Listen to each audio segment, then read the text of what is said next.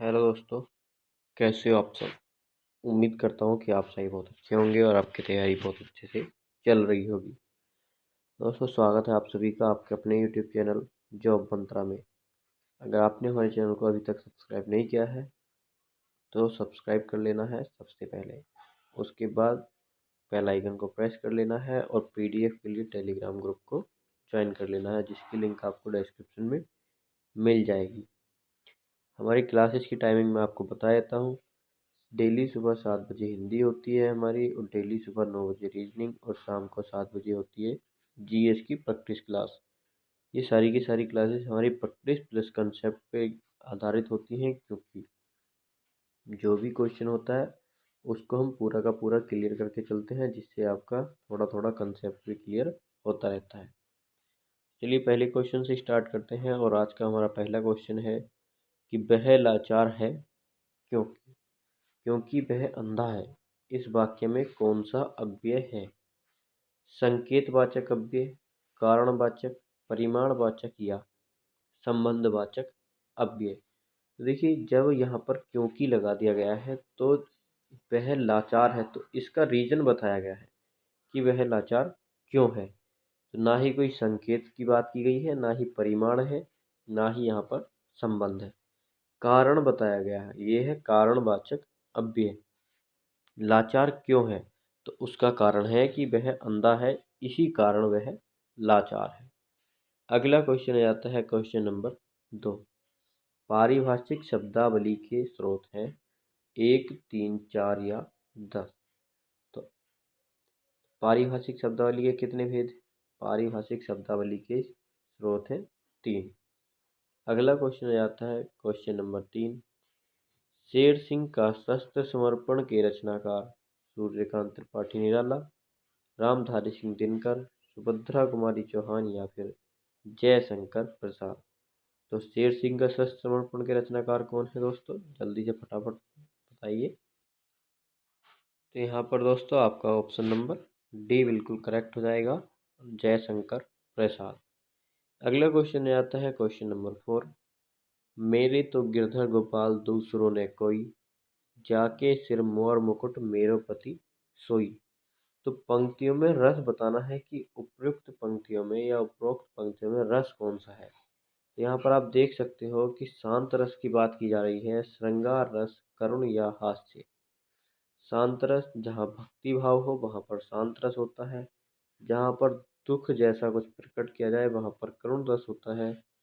और जहाँ पर हंसने वाली बात की जाए वहाँ पर होता है हास्य। और जहाँ पर प्रेम भाव की बात की जाए वहाँ पर होता है आपका श्रृंगार रस। तो कौन सा आपका करेक्ट होगा? ऑप्शन नंबर बी, मेरे तो गिरधर गोपाल दूसरों ने कोई। श्रृंगार रस की बात की जा रही है, यानी कि ऑप्शन नंबर बी आप लोगों का करेक्ट होगा। अगला क्वेश्चन आता है क्वेश्चन नंबर 5। कठोर परिश्रम के बिना जीवन में सफलता नहीं मिलती, इस संदेश की व्यंजक उक्ति इनमें से है। तो बताना है आपको कि इस वाक्य के लिए सही पंक्ति क्या होगी। तो बालू से तेल निकालना, तो ये तो कठिन परिश्रम हो गया कि बहुत मेहनत का काम करना या असंभव काम कर दिखाना। खोदा पहाड़ निकली चुईया, यानी कि अधिक परिश्रम लेकिन न्यून लाभ, बहुत कम लाभ। जिन खोजा तिन पाया गहरे पानी बैठ, और 9 दिन चले 2.5 कोस। तो कौन सा करेक्ट होगा? फटाफट से बताइए। तो जिन खोजा तिन पाया गहरे पानी बैठ, तो ये हो गया कठिन परिश्रम के बिना जीवन में सफलता नहीं मिलती। अगला क्वेश्चन है, और ये वाला क्वेश्चन होने वाला है वाचस्पति किस समास का समस्त पद है। तो समास बताना है दोस्तों आप लोगों को कि वाचस्पति में कौन सा समास है। नद समास, अलूक समास, संबंध तत्पुरुष या फिर बहुब्रीहि समास। तो यही देखते हो आप, इसकी इसको अलग अलग करके देखोगे। वाच्य प्लस के पति, तो कौन सा समास होगा? तो इसका करेक्ट आंसर हो जाएगा संबंध तत्पुरुष। अगला क्वेश्चन आता है क्वेश्चन नंबर 7। तो क्वेश्चन नंबर 7 में बताना है कि साखी का मूल तत्सम शब्द क्या है। तो साखी का तत्सम शब्द बताना है शिक्षा, साक्षी, सखी या इनमें से कोई नहीं। देखिए, साक्षी का तद्भव रूप होता है साखी। तो साखी तद्भव शब्द और साक्षी तत्सम शब्द। अगला क्वेश्चन है क्वेश्चन नंबर 8। शुद्ध शब्द का चयन करना है। क्लेश, क्लेश, क्लेश, क्लेश। तो मैंने आपको बताया था जब भी आपसे शुद्ध शब्द पूछा जाए तो सबसे पहले आपको खुद से लिख लेना है। तो जब आप क्लेश लिखोगे तो आप बड़ा वाला स बनाओगे और क्या बनाओगे, आधा। ये दिया है आपको बी ऑप्शन में। यहाँ पर षटकोण वाला स है और यहाँ पर छोटा स है और यहाँ पर क को पूरा ही कर दिया है और छोटा स है, जबकि हमारा वास्तव में होगा बड़ा वाला स। अगला क्वेश्चन, क्वेश्चन नंबर 9। दिए गए वाक्य में रिक्त स्थान की पूर्ति के लिए 4 विकल्प दिए हैं। उपयुक्त विकल्प का चयन करके रिक्त स्थान भरना है।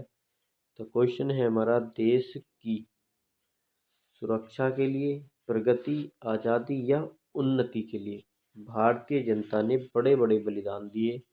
तो बलिदान भारतीय जनता ने किस लिए दिए थे? देश की सुरक्षा के लिए दिए थे।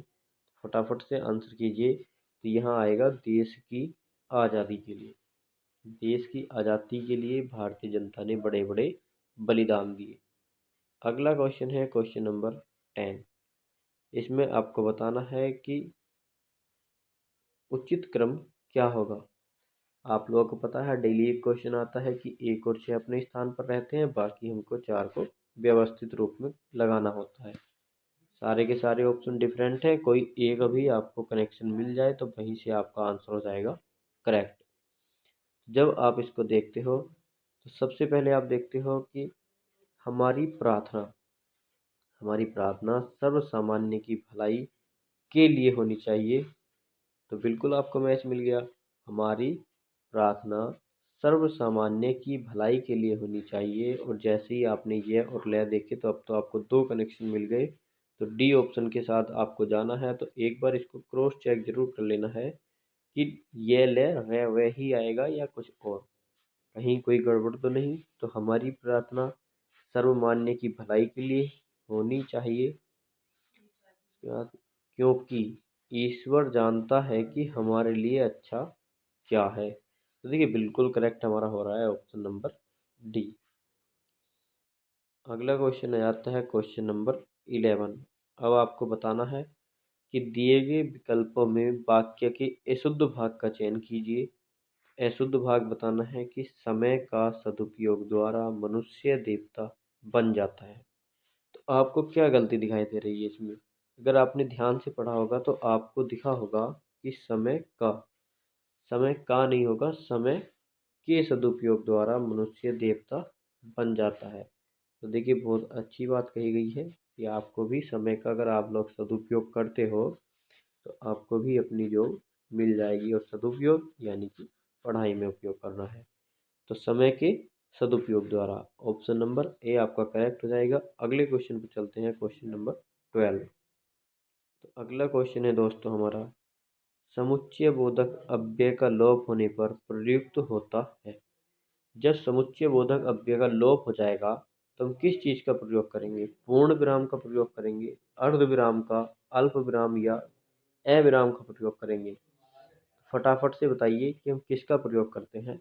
तो देखिए जब समुच्चय बोधक अव्यय का लोप होगा तो हम प्रयोग करेंगे अल्प विराम का। और अल्प विराम कैसा होता है? कोमा, कोमे को बोलते हैं अल्प विराम। अर्ध विराम बोलते हैं ऊपर पॉइंट और नीचे कॉमा। ये आप लोगों को सभी पता होने चाहिए। और यदि नहीं पता है तो विराम चिन्ह मैंने आपको करा दिए हैं, उसमें आपको बताया था कि विराम चिन्ह क्या होते हैं, इनकी ज़रूरत हमको क्यों पड़ी, क्यों पढ़ने पड़ रहे हैं हमको, क्या आवश्यकता ऐसी आन पड़ी। तो ये सारी की सारी चीज़ें, किस विराम चिन्ह का क्या नाम है, कहाँ प्रयोग होता है, उदाहरण के साथ प्रयोग करके भी आपको बताए हैं कि कैसे कैसे इनका यूज़ करना है। लिंक डिस्क्रिप्शन में है, हिंदी टॉपिक वाइज पूरी की पूरी प्लेलिस्ट आपको मिल जाएगी, वहाँ से जा करके आप सारे टॉपिक देख सकते हैं। अगला क्वेश्चन है क्वेश्चन नंबर 13। निम्नलिखित में से कौन सी भाववाचक संज्ञा है? तो भाववाचक संज्ञा बतानी है। भारत, लड़का, मित्रता या पेड़।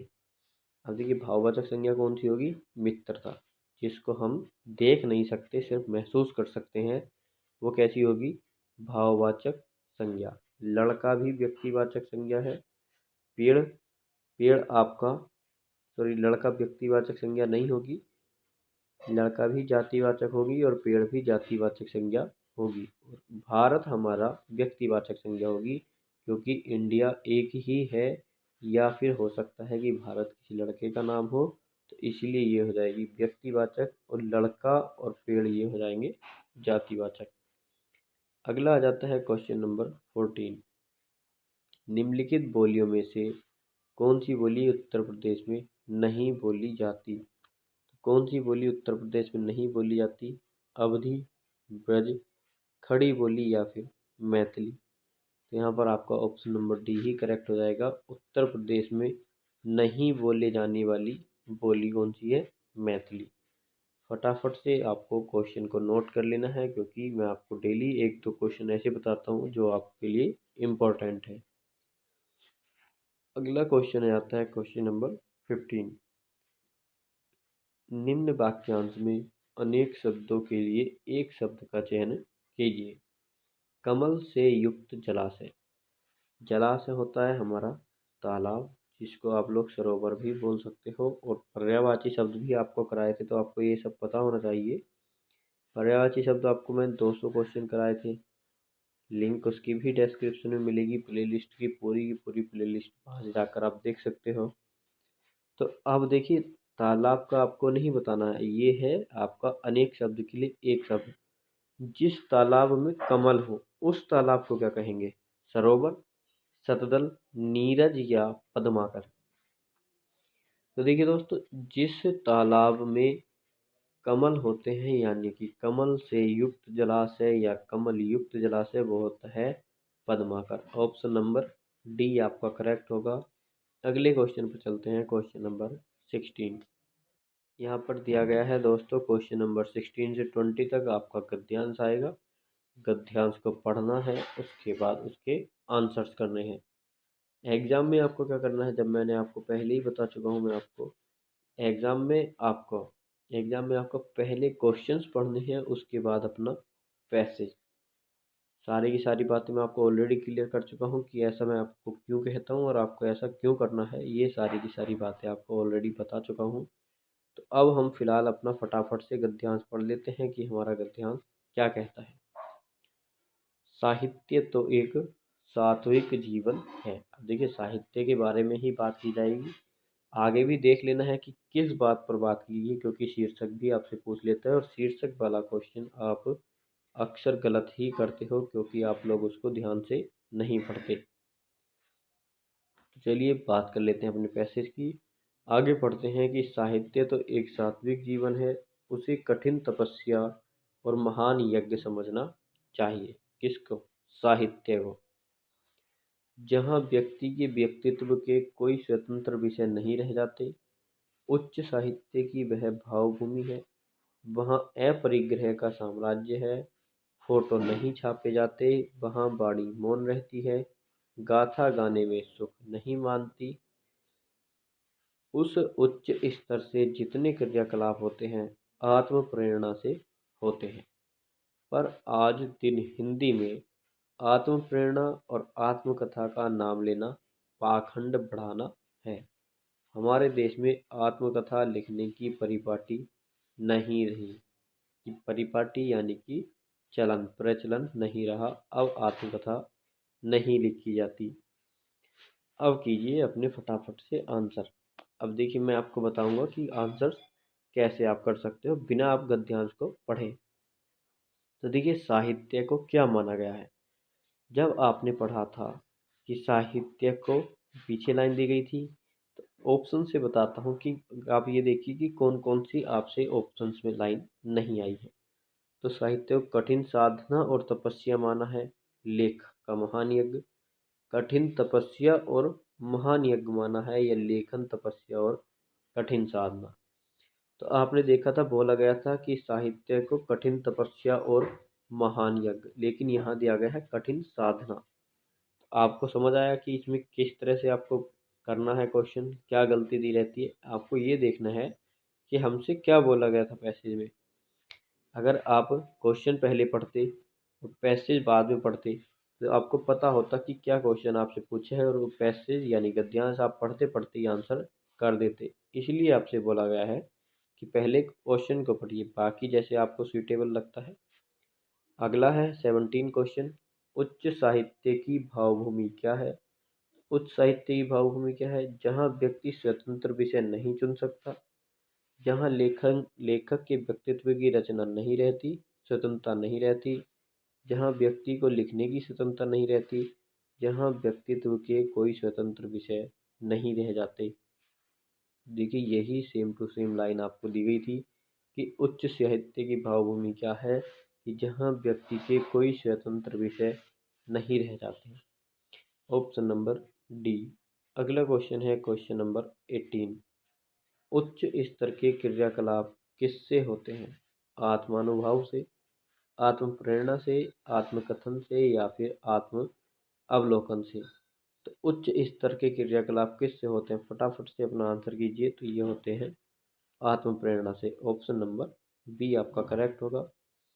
अगला क्वेश्चन आता है क्वेश्चन नंबर 19। बताना है कि किस देश में आत्मकथा लिखने की परिपाटी नहीं रही। भारतवर्ष की बात की गई, उत्तर प्रदेश की, या रूस में, या अमेरिका में। तो देखिए उत्तर प्रदेश कोई देश है या प्रदेश है? तो बी तो आपका एकदम ऑटोमेटिकली गलत हो जाएगा, सीधे सीधे ही। तो हमने अपने देश की बात की थी, तो भारतवर्ष ही होगा, ना ही रूस ना ही अमेरिका, क्योंकि हम बात कर रहे थे अपने देश की। तो अपना देश कौन सा है? भारतवर्ष। अगला क्वेश्चन है क्वेश्चन नंबर 20। बताना है कि हिंदी में किस विधा को पाखंड कहा है। गाथा, आत्म प्रेरित संस्मरण, आत्मकथा, या जीवनी को। देखिए आत्मकथा को ही कहा गया है, और आत्मकथा लिखने की परिपाटी भी नहीं कर रही है अब। और बोला गया है कि अगर कोई आत्मकथा की बात करता है तो उसे पाखंड माना जाता है। अगला क्वेश्चन था क्वेश्चन नंबर 21। शब्द युग्म के सही अर्थभेद का चयन करना है। प्रहार और परिहार। बताना है कि प्रहार क्या होता है और परिहार क्या होता है।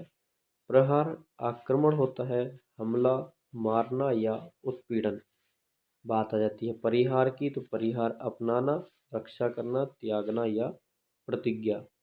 अब देखिए आप लोगों को पता होगा कि प्रहार के कई सारे सही दे रखे हैं, पता होते हुए भी आप इसको सही नहीं कर पा रहे हो, क्योंकि प्रहार आक्रमण भी होता है, हमला भी होता है, प्रहार करना मारना भी होता है, उत्पीड़न भी होता है। अब बताइए, अब बचा परिहार। अगर आपको परिहार पता है तब तो आप सही आंसर कर सकते हो। तो देखिए परिहार होता है त्यागना। अब हमारे किसी एक से काम नहीं चलेगा, हमको दोनों ही पता होने चाहिए। अब प्रहार के हिसाब से इन चारों में से कोई सा भी ऑप्शन हो सकता था, लेकिन अगर हमको परिहार का सही अर्थ पता था तो हम ऑप्शन सी टिक कर जाते, और ये हो जाता हमारा बिल्कुल करेक्ट। अगले क्वेश्चन पर चलते हैं।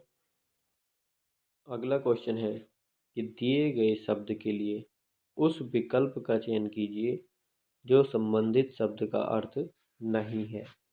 जो कुशल का अर्थ नहीं होगा, यानी कि तीन इसके अर्थ होंगे, एक इसका अर्थ नहीं होगा, और आपको नहीं वाला ही बताना है, कि जो नहीं है उसी का आपको चयन करना है। फटाफट से बताइए। कुशल, क्षेम, क्षमा, चतुर, और योग्य। जैसे ही दोस्तों आपने पढ़ा होगा क्षमा, क्षमा का कुशल से कोई लेना देना नहीं है, और हमको पता है कि चतुर होता है, योग्य भी होता है कुशल, लेकिन क्षेम का नहीं पता था कि क्षेम होता है या नहीं होता। तो देखिए जैसे ही आपने क्षमा पढ़ा, जब हमको पता है कि हमारा 50-50 रह गया, और हमको 100% पता है कि कुशल का क्षमा कभी नहीं हो सकता, तो सीधे सीधे क्षमा ही लगाइए, बाकी का हमको देखने क्यों, क्योंकि हमको नहीं वाला ही देखना है। तो फिर हम है वाले क्यों देखें? है से मतलब कि कौन कौन से हैं, ये ना देख करके हमको यही देखना है कि कौन सा नहीं हो सकता। तो आपको फटाफट पता चल जाएगा ऑप्शन बी नहीं हो सकता, तो आपने ऑप्शन बी टिक कर दिया। अगले क्वेश्चन की तरफ चलते हैं, क्वेश्चन नंबर 23। अभिज्ञ का विलोम शब्द आपको बताना है। तो देखिए विलोम शब्द भी मैंने आपको बताए थे कि 200 क्वेश्चन कराए हैं, और सारे के सारे वही क्वेश्चन हैं जिनमें आपको डाउट होता है। जैसे अभिज्ञ है, तो अभिज्ञ का अज्ञ होगा, और अगर विज्ञ दिया होता है यहाँ पर, विज्ञ दिया होता, भिज्ञ दिया होता, तो इस तरह से अगर ये आपको ऑप्शन दिए होते तब आपको क्या ऑप्शन टिक करना था। तो ये वाले सारे के सारे विलोम शब्द करा दिए हैं। आप जा कर के देख सकते हो, लिंक भी आपको डिस्क्रिप्शन में मिल जाएगी। अभिज्ञ को बताना है अग, नग, प्रज्ञ या चतुर। तो देखिए अभिज्ञ का अज्ञ ही हो जाएगा, ऑप्शन नंबर ए। अगला है क्वेश्चन नंबर 24, अनिल। पर्यायवाची शब्द अभी अभी बताया था, 200 क्वेश्चन कराए हैं और एक एक क्वेश्चन में 10-10 आपको एक्स्ट्रा पर्यायवाची शब्द बताए हैं उससे रिलेटेड। जाकर देख लीजिए, आप खुद ही समझ जाओगे कि कितनी ज़्यादा महत्वपूर्ण है आप लोगों के लिए, और उन्हीं में से आपको आपके एग्जाम में देखने को भी मिल जाएगा। तो अनिल पवन होता है, चक्रवात, पावस या अनल। देखिए अनल तो आग होती है, इसको तो भूल ही जाइए। पावक दहन पावस नहीं होता, पावक होती है, आग होती है पावक भी। पावक दहन अनिल ये सब चक्रवात या फिर पवन। तो अनिल होती है आपकी पवन और अनल होती है आपकी आग। ये दोनों समभिन्नार्थक शब्द समश्रुति शब्द में भी आ जाते हैं कि अनल और अनिल का सही अर्थ बताइए। अगला है 25, प्रसून शब्द का पर्यायवाची। वृक्ष, पुष्प, चंद्रमा या अग्नि। तो प्रसून होता है आपका पुष्प। तो ये आज आपके सारे के सारे 20 के 25 क्वेश्चन आपके कवर हो चुके हैं। अगर क्लास आपको अच्छी लगी हो तो लाइक करके जाना, दोस्तों के साथ शेयर भी क्या करो, आप लोग शेयर नहीं करते हो। वो बात रही चैनल को सब्सक्राइब करने की, तो आप लोगों ने कर ही रखा होगा और नहीं किया है तो फटाफट से जाके कर लीजिए। और टेलीग्राम ग्रुप को भी ज्वाइन कर लीजिए, आपको वहाँ पर पीडीएफ मिलती रहती हैं। अगर कोई आपको एक्स्ट्रा इन्फॉर्मेशन चाहिए होती है तो टेलीग्राम पर मैसेज कर सकते हो, मैं आपका रिप्लाई कर दूंगा। चलिए दोस्तों, वीडियो को यहीं पर समाप्त करते हैं। लाइक कीजिए, शेयर कीजिए और सब्सक्राइब चैनल को ज़रूर कर लीजिए।